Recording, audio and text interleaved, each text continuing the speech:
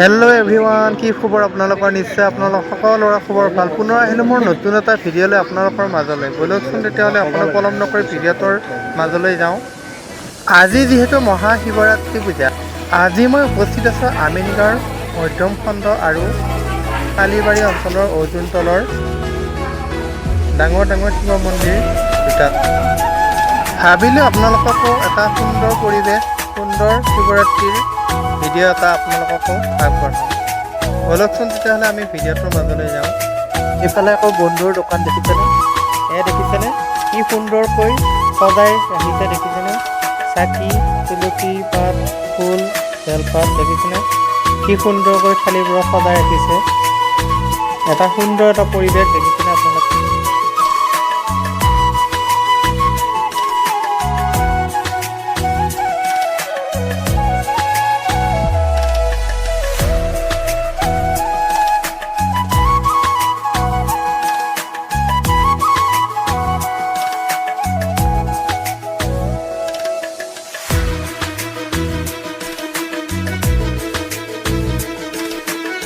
এইটো হৈছে মন্দিৰ, আকৌ কালিবাৰী অঞ্চলৰ অৰ্জুনতলৰ এটা সুন্দৰ শিৱ মন্দিৰ দেখিছেনে?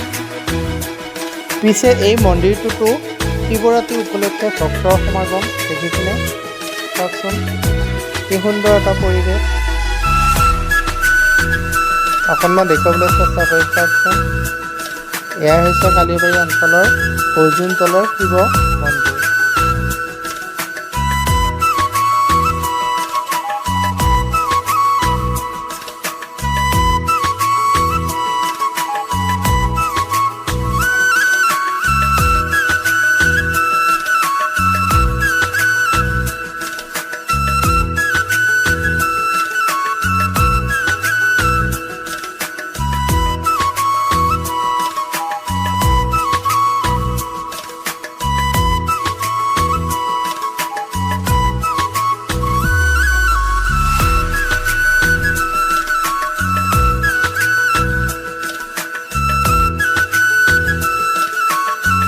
এইফালে আকৌ শিৱৰ মহাপ্ৰসাদ পিঠা বনাই আছে, চাওকচোন কি সুন্দৰকৈ পিঠা বনাই আছে।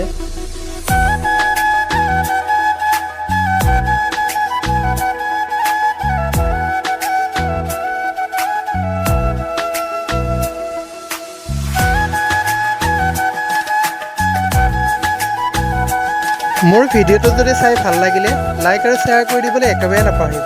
লগতে মোৰ মিথুন ব্লগ চেনেলটোত যদি আপোনালোক চাই আছে, ছাবস্ক্ৰাইব কৰি দিবলৈ একেবাৰে নাপাহৰিব। আজিলৈ আহিছোঁ। জয় আই অসম।